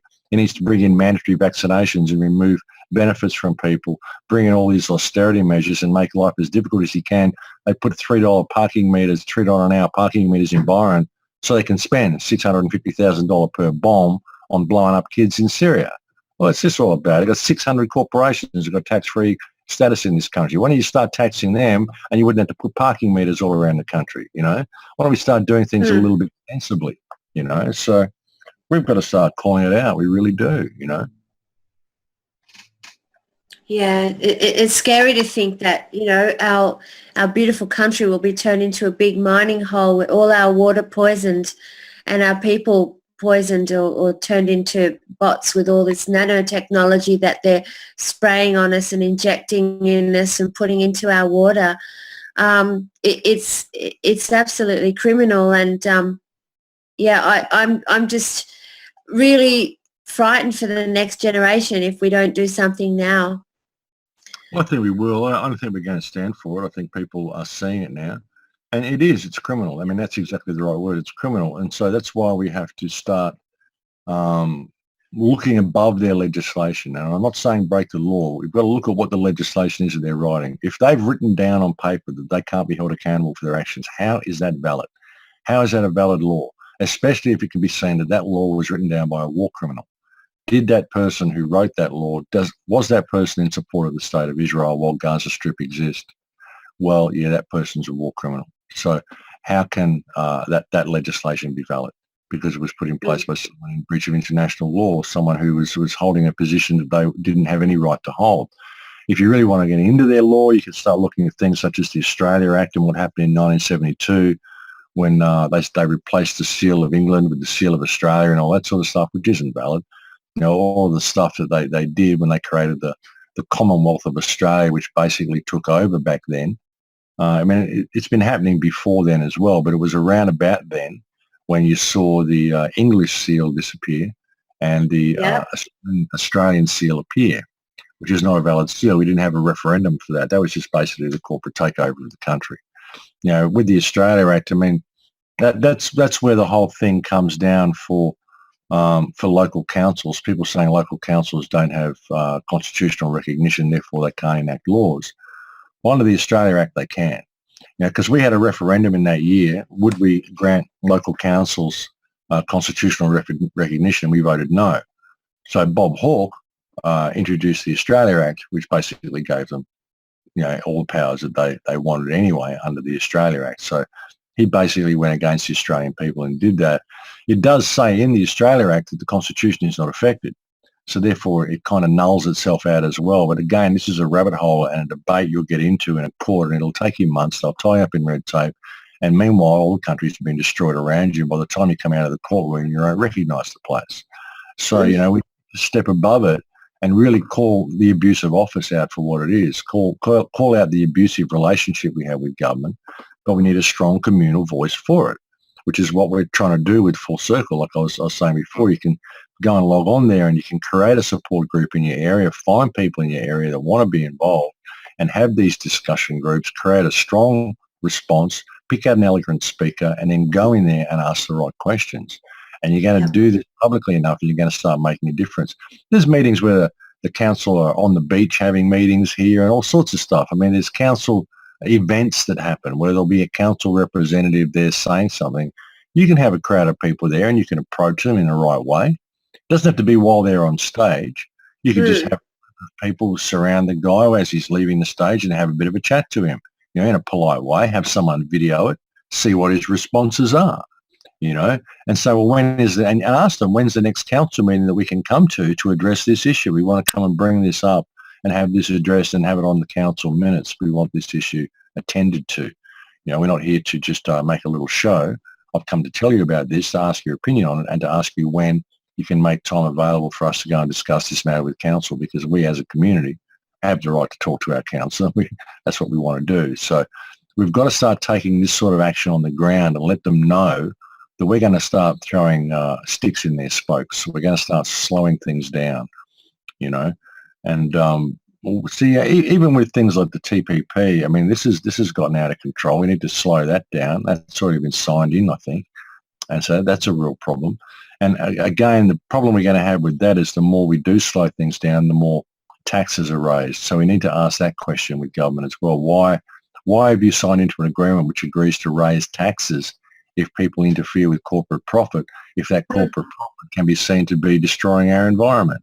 And why have you signed into a deal like this and called it good for our economy or good for the people? Please explain how this is good for anyone, you know, and show us. I mean, show us, because these deals are going to see the destruction of this country. They're going to see the destruction of every country that's signed into these deals. So the people need to start asking questions in the right way, publicly enough, and start holding the people who signed off on the legislation accountable for their actions. You know, that's the path we have to take, you know. But you need strong support groups around you to do it. So that's what we're trying to do with Full Circle Project, get these strong support groups in local communities all around the world. Yeah. So, but what about public mandates? So we actually issuing mandates. Well, I've suggested that for a long time, public mandates, these would be a good thing, but you need to get a lot of people involved in it. We mandate that the government do this. The problem is that the legal system has changed so much in the last 10 years. This is why none of the free man stuff will work either, because it's changed so much just in the last 12 months or 2 years. Yeah. And this stuff is now being seen as anti-government extremists and all this sort of stuff, and where you can be arrested without charge or trial. So, just through the wording and what the media is promoting, you can see that this has been a trap. The whole free man movement's been a trap. I've never recommended that anybody use any free man tactics with police or anything. It's interesting to, learn how the fiction works, but these aren't tactics that'll work. So, all these pathways, we've got to step above them all. We really do. We can't. We can't allow ourselves to be coerced and led down these rabbit holes of inaction and blind rabbit holes that won't work. Too many of them won't work. You need a really strong communal voice to call this, and you're not going to find any remedy in the legal fiction anywhere, I don't believe, unless you can get a strong enough voice to be able to checkmate it within itself. By basically exposing it as being as convoluted as it is, and exposing it as being a double-edged sword, because it is a double-edged sword. We can use it against itself if we're sensible about it. So, yeah, that's my great hope. I hope that answered that question. Yeah, using their own laws against them. That's right. We've seen too many good people go down the Freeman rabbit hole, and get lost in the rhetoric. And our brother Dean Clifford, for example, he's just gone and become imprisoned again. They've imprisoned him for 22 months, and he just got out of jail, and he's gone straight back in on trumped up charges, So even people that know their stuff are getting caught up. Well, it doesn't surprise me, it doesn't, because people don't know that stuff. People. And as much as I love Dean, and he's got a lot of good stuff to say, yeah, there's this whole, with a lot of people, there's a personal battle going on, me against the system. And it's like I said, I've got this knowledge, and now I'm a free man, and now I won't pay taxes, and I won't do this, and I'll do that, and blah, blah, blah. Really, you've stepped out of the little cage and into a bigger cage. You're not free. It doesn't matter how much you do this and how you're paying taxes on your petrol, you're paying taxes on everything you buy anyway. So you're not free while the rest of the world is enslaved. It doesn't work that way. You can't. If people go off on these what I call is sovereign narcissism. People think that they're free. They take their plates off their car and they run off and start claiming all this stuff and start having arguments with police on the side of the road. It's confrontational. It doesn't get anywhere. It ends up getting you in jail. And you're not free by doing this. You're not free by arguing within their fiction. You're free when we wake the world up to the fact, wake the people up to the fact that regardless of the fiction, the world is run by criminals. It's run by criminals. It's run by pedophiles. It's run by people who are waging war. Look at all of these wars around the planet. Look at the way they're destroying the groundwater with coal seam gas. Look at all the stuff they're doing. Now they come along and tell you vaccines are safe for you and they're putting fluoride in the water to keep you healthy. While they're bombing kids in Syria and destroying the water table and waging all this war around the planet, they're criminals. Let's call it out. Let's call it out. You need a groundswell of people to just start calling this out and asking the government to please show cause why it shouldn't be held accountable for its actions. It's just no way to run the world. If it was, then we wouldn't have all these wars, which can all be attributed to this banking system. It's been so well proven that ISIS is being run by the West. It's been well proven that Israel is buying 75% of ISIS's oil from them, funneling it out through Turkey. All this stuff is well proven. Ask the politicians to start explaining why you're supporting this stuff. Why are you supporting it? You're a war criminal. You're all war criminals. You should all be arrested. Can you please show cause why you shouldn't? Because here's all the war crimes that you're supporting. Show me that you're not, And it doesn't matter what you've written down on your paper to say that you shouldn't be held accountable for all this crap you've created. Because you wrote it down doesn't make it law, you know. And when you get the whole country stand up and call this, we'll see some response. But if you're going to learn all this free man stuff and then wander around saying, I'm free, while all of this world is being destroyed around you, you're an idiot. You're a moron. There is no remedy in any of that. Even learning all of that stuff, learning all about the different legal codes and all the constitutions and all this stuff and trust law and all these things. I went down all these rabbit holes and checked Oh, out. yeah, me too. Nowhere. Yep. It leads nowhere. It's useful in seeing how their fiction works, but when you start stepping into it and start trying to use that against them, you just get yourself in jail. So I did. That's what happens. Yep. So there's no remedy there. That's only useful in knowing how it works. What you've got to understand is that the world is run by criminals.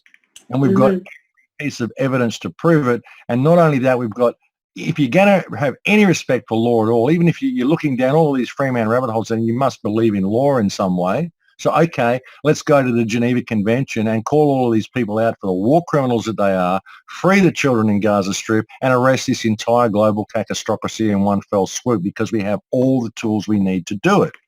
You know, I mean, that's my argument. Let's step above the whole thing and simply call this out for what it is and get these, you know, it's hard not to swear, but to get these, you know, out of power, we've really got to get these people out of power by simply calling them out for what they are. Malcolm Turnbull is a criminal. He's a war criminal because he supports war crimes. So is almost everybody in his party. So is almost everybody in the opposition and in all previous governments that we've had as well.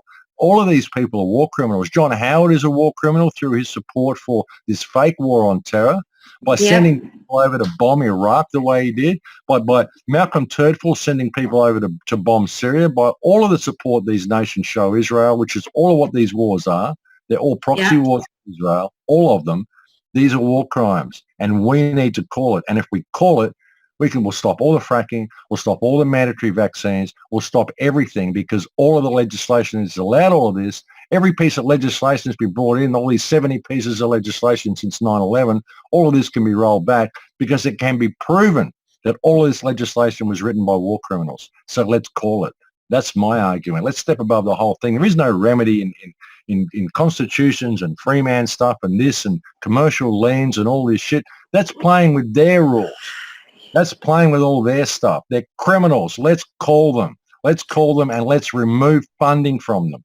And that's what, like, again, that's what Ken's doing with World Citizen. We'll use your fiction. Sure, we'll use it enough to checkmate you and make us contractually obligated to remove all funding from you under your own law. What are you going to do then?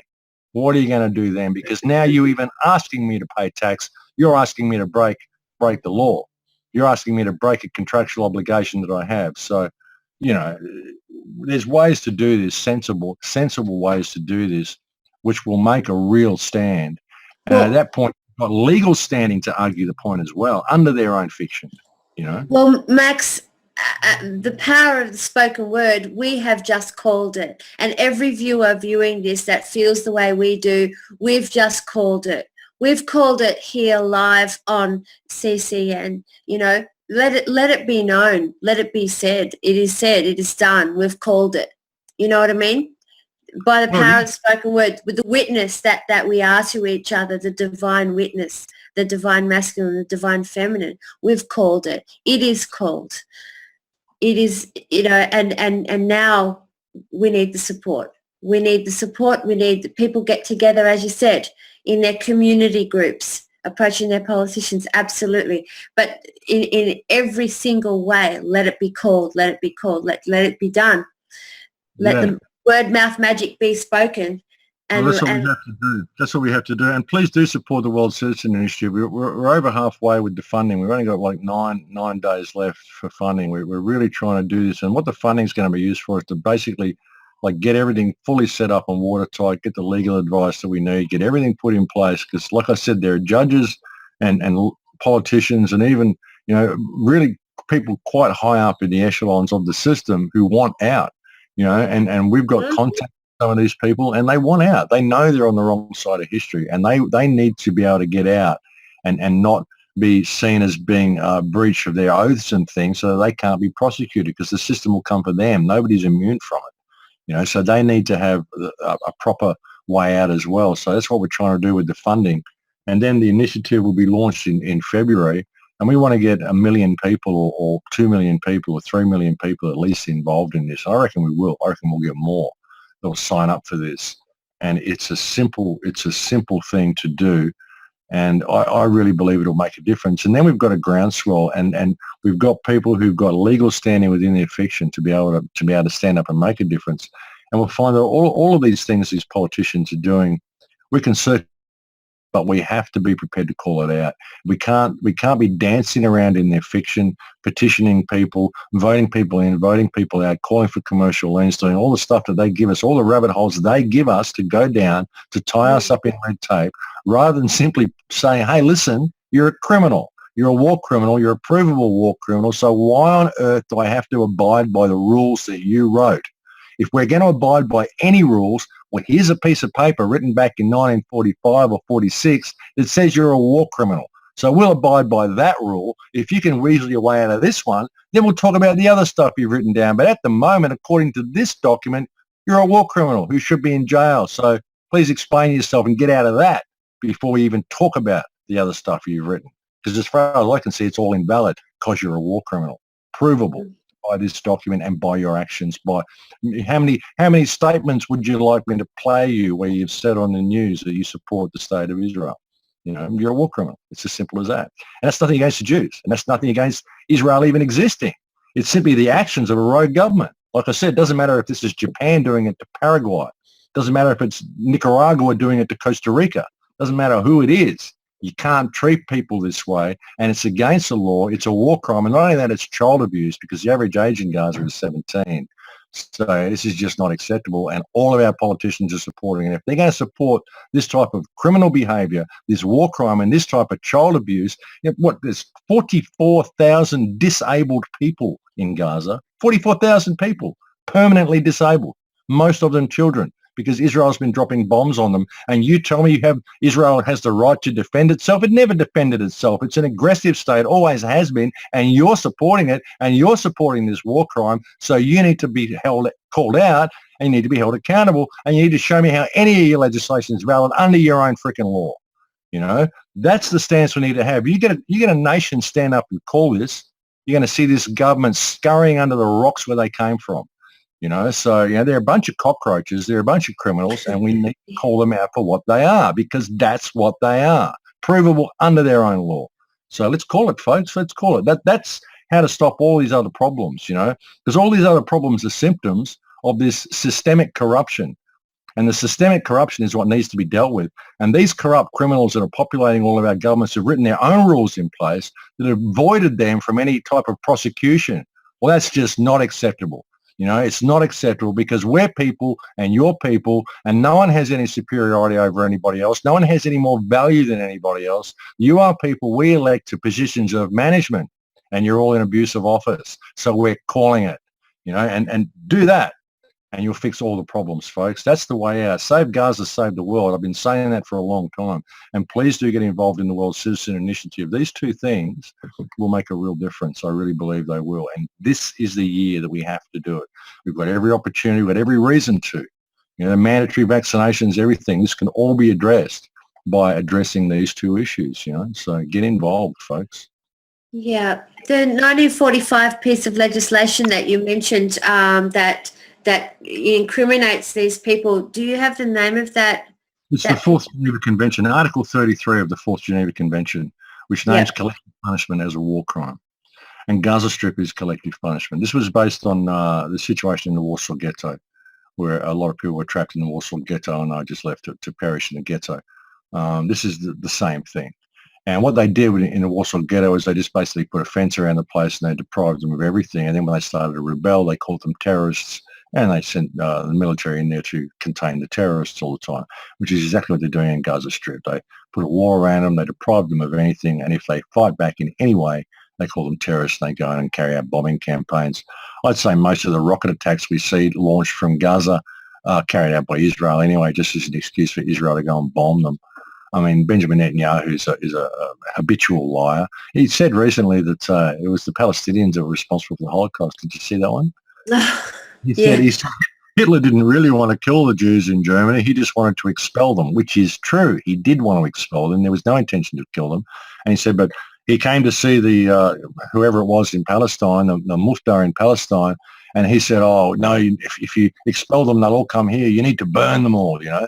So it was the Palestinians who convinced Hitler to carry out the Holocaust. This was what Netanyahu actually said. He just makes stuff up on the spot. I tell you, he's got the flights of fantasy are incredible. And there's just been a report come in the other day that there's been an ISIS terrorist backed by Iran who came in to assassinate Benjamin Netanyahu. He's arrested this ISIS terrorist, obviously Iranian-backed. So this is fiction. This is just as Israel's been exposed as providing medical assistance to ISIS in the Golan Heights, been funding them for years, is buying 75% of their oil through Turkey. All these ties have been exposed. ISIS are driving all the way through Syria. They seem to have left Israel's pipeline well alone, which runs from Iraq to Israel through Syria. They're leaving all this alone. They're driving around all these Muslim nations, destroying Muslim countries, destroying Muslim infrastructure, wiping out ancient Muslim temples, anything to do with Islam. And so now that all this has been exposed, there's suddenly a death threat of an assassination against Netanyahu by an ISIS member who happens to be backed by Iran, of course, because Iran is the big threat. You know, he's been saying Iran is like 1 year away from a nuclear bomb since 1990. Or 3 years away from a nuclear bomb. Since 1990, he's been saying this. Iran is a country that hasn't attacked anyone in over 270 years. You know, it's not a threat to anybody, you know. And Netanyahu, I mean, the timing of this is impeccable. Just to try to give Israel and himself regain some of their flagging credibility. They bring this completely and utterly theatrical and totally transparent and contrived terrorist threat, Iranian-backed. I mean, it's so transparent and so predictable. I mean, Netanyahu is a psychopath. He's a blatant war criminal, warmonger. He should be in jail. He's one of the most dangerous men in the world today, I would say, Netanyahu. His ideologies and his government, it's an extremist government. And the problem is that he isn't the most extremist person within his government. You know, if he were to be replaced, we'd probably end up with someone worse. You know, but I mean, look at Netanyahu. He was arrested. He was elected on the platform that the assault against Gaza in 2009, Operation Cast Lead, didn't go far enough, and he wanted to finish the job. In other words, go and exterminate all the people in Gaza. But they won't ever do that. They'll never exterminate all the people in Gaza because they need them there. They need the Palestinians there. I mean, you look at Israel and Palestine.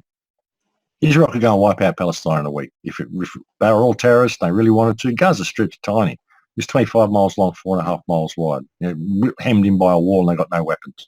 It'd be so easy to go and just take the whole lot out. You could do it in a week. And same with the West Bank. You just go in there, send the military and take the whole place out in a week, expel all these terrible terrorists. But they don't, because they need them there, because they need it to be perceived that Israel is always under threat and always under attack and always needs to have a strong military to defend itself. This is the theatre that they create, but it's aggressive. All their actions are aggressive. Their actions against Lebanon, against Syria, against Palestine, against all their neighbours have always been aggressive. It doesn't defend itself in any way, shape or form. It's an aggressive force. It's the IOF, the Israel Occupation Force, or the Israeli Offence Force. It's not an idea. Yes, not defence force. Yeah, they've just bombed. They've just destroyed a big veggie garden in Gaza that was feeding the people. I mean, they've already taken away all the infrastructure. And, I mean, the Israeli Offence Force also just bombed a Yemen hospital. I mean, the crimes are just continuing right around Syria, Yemen, Gaza. This is such and a lot of the ISIS investors in ISIS, thanks to the good work of Scott Bennett in the Shell game, who brought it to public attention. There's members of the Saudi Arabian elite as well. Yeah, well, Saudi's got their fingers all over this. They always have. I mean, Saudi Arabia and Israel. Saudi Arabia is a puppet regime that was put in place by the West anyway, the Saudi government. Yeah. Yeah, the Israeli war crimes are insane, the stuff. And it destroys the veggie gardens in Gaza all the time. The excuse is that terrorists may hide in the undergrowth and get close to the border to launch rockets. So they send in these ridiculous crop poisons, which poison all the food so it can't be eaten. Do everything they can to make life as miserable as possible for the people in Gaza. This, of course, promotes people adopting extremist ideologies and wanting to hate Israel. So then when you talk to Palestinian people, he says, oh, yeah, I want to destroy Israel. Oh, see, they want to destroy Israel. That's why we have to do what we do. Well, they want to destroy Israel because of what you do to them all the time, because you've killed all their families, killed all their friends, bulldozed their homes, poisoned their crops, kept them in collective punishment, removed them of every single piece of dignity you could under the guise of preserving peace. You know, you're bulldozing homes while you're having peace talks in West Bank. What is this? You're bulldozing homes. If anyone throws a rock at a tank, then their family will have their home bulldozed. The tank may have just run over your sister or your brother or destroyed the neighbour's home or whatever. But if some 5 or 6-year-old kid or 8-year-old kid throws a rock at the tank while it's moving, if you throw a rock at a tank, it's 10 years in jail. If you throw a rock at a tank while it's moving, it's 25 years in jail. It doesn't matter if you're 8 years old. You know, they harvest these kids. They've got thousands of kids in prison. They harvest their organs. They sell organs to people. You know, about 6,000 people held without charge or trial in Israeli prisons. Now, no, they just go into a black hole and they're never heard of again, you know. And you got a massive amount of organ sales coming out of Israel as well. Where are they getting all these organs from? You know, it's an absolutely disgusting pariah state. It's absolutely disgusting, disgraceful. It's an ulcer on the face of the earth in its current form. It really is. It could be a beautiful place. It could be where the Jews and the Palestinians and the Muslims got along fine the way they always did for thousands of years before the Westerners came and got involved. The Khazars came and took over the place. That's what it could be. But at the moment, it's just a massive instability mechanism. But by being that, as I keep saying, it provides an opportunity for us. It provides an opportunity for the world to call it out and call out all the politicians that support it, because it's the same people, and these are the people who are destroying all of our own countries.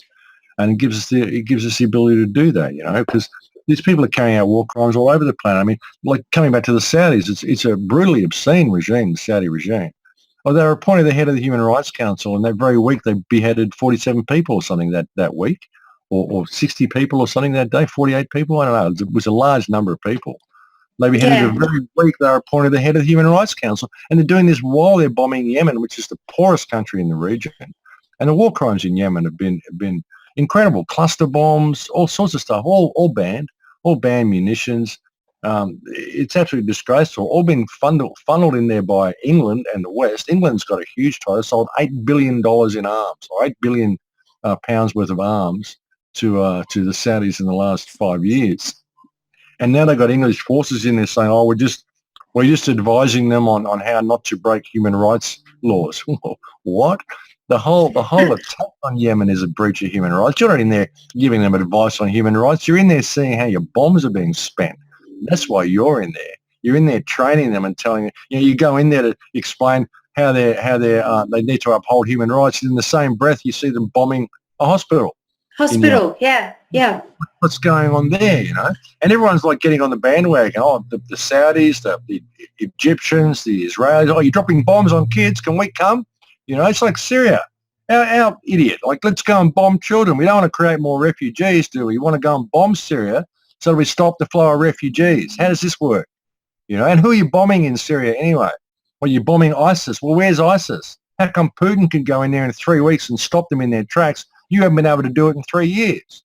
What's there? You know, oh, it's because you're funding them. How come ISIS are all driving Abrams tanks and howitzers and Humvees and fleets of Toyotas? They're all using AR-15s and M16s, and the US is doing weapons drops to them. Israel is giving them medical attention in the Golan Heights, buying 75% of their oil off them. Oh, yeah, you're really trying to stop ISIS, are you? And now our brain-dead moron Prime Minister goes and jumps on the bandwagon. Oh, yeah, let's go bomb kids in Syria. Syria, yeah. $150K a bomb. Oh, well, we're not at war with Syria. How is bombing children in Syria keeping Australia safe? All you're doing is make Syrians hate Australia. Oh, gee, we might get a terrorist attack here from some irate Syrian. Oh, well, let's bring a whole bunch of refugees in. Then we can blame it on one of them. I mean, it's such a setup. It's such a setup. I'm so sick to death of this world being run by these criminal scumbag bankster puppets.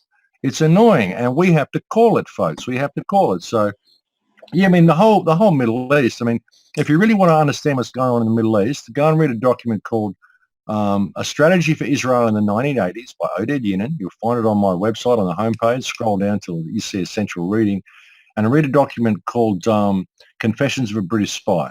They're both there. Read those documents, and then if you want to understand what's going on in Europe, go read a document called the Kalergi Plan, and that is what's going on in Europe. That is what the whole refugee influx into Europe is all about.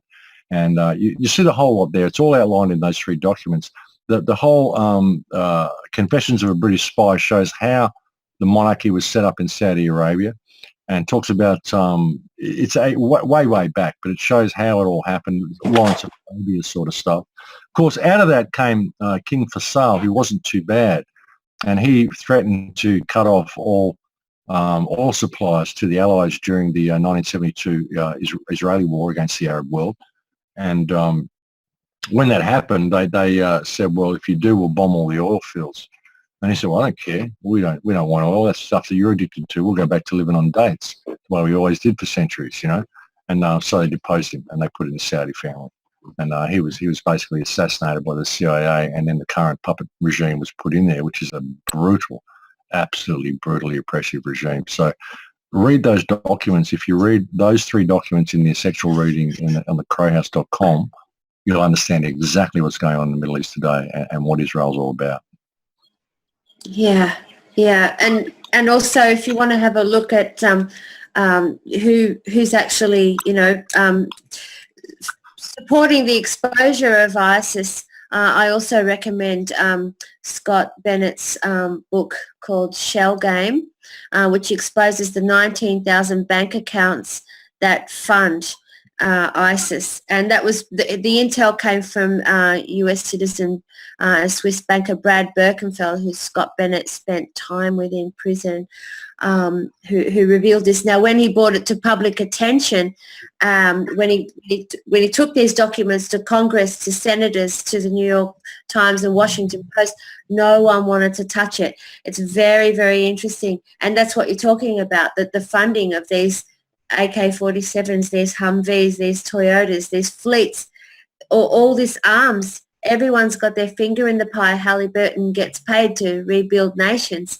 Everybody's got an interest in the pipelines, the oil, Turkey and how they're being, brought in as the second Ottoman Empire, and the mass movements of these militant aged men that are marauding through Europe now, raping our women.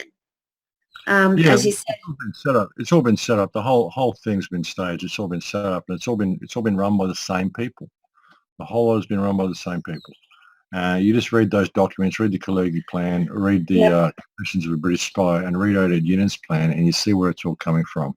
It's all been set up by the same people. So it's important that people see it and see it for what it is. The whole fall of Europe is it's all been completely staged. It's all been completely contrived. And so I was saying to someone the other day, I was at a gathering last night, and I said, has everyone here been to Europe? And a couple of people put their hands up and said, oh, I haven't. And I said, oh, too late, you missed it. It's gone. It's gone now. And that's an unfortunate thing. The Europe that we knew, it's not there anymore. It's just going to change more and more. It's never going to go back to the way it was. You've got all of these migrants running rampant across the place now, like tens of thousands of them. And it's going to change. Europe is going to change because there's certainly agents provocateurs that have been planted in amongst these people. There'll be just your average garden variety extremists as well that have been grown up with that mentality, have been trained to think that way. And also you'll find that a lot of the countries have been set up to kind of foster this and allow it to happen. In countries such as France and Germany, like in France, there's whole sections of France where there's Syrian refugees and Middle Eastern refugees that have come there years and years ago, 10, 15, 20 years ago, and even longer. And they've been put in very, very substandard housing in very, very poor areas of town, given absolutely no support. So they've been left there to have children and basically foster this malcontent for the last 20 years.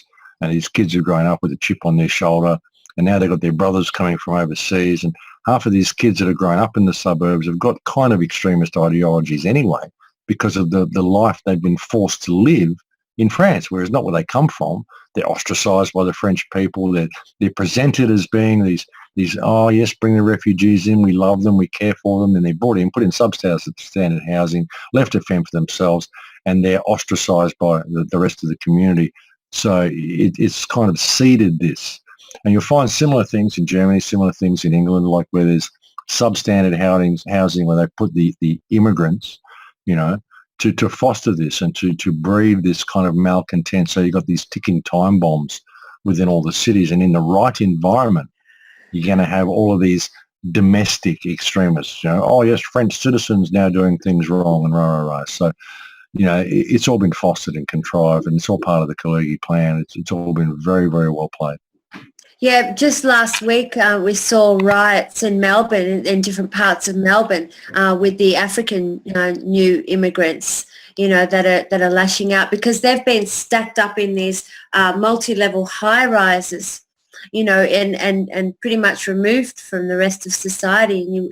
And you go through places like Kensington, Footscray, where these places are, where these housing developments are, and they're lower income, disadvantaged areas, and you're seeing these, great populations that don't even have a hope of integrating into society, unlike the white Europeans that came to Australia in the 50s, one of which was my family.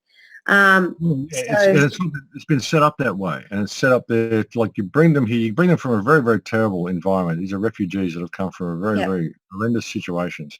You bring them here with a promise of a new life, and they get here and they see the suburbs and they see people living, and they go, well, that's cool. All I need is a house somewhere and to be able to meet the people and get a job and move forward. But they don't do that. They'll put them in substandard housing or pile them up in high-rises and keep them locked in there. Just stay there while we figure things out.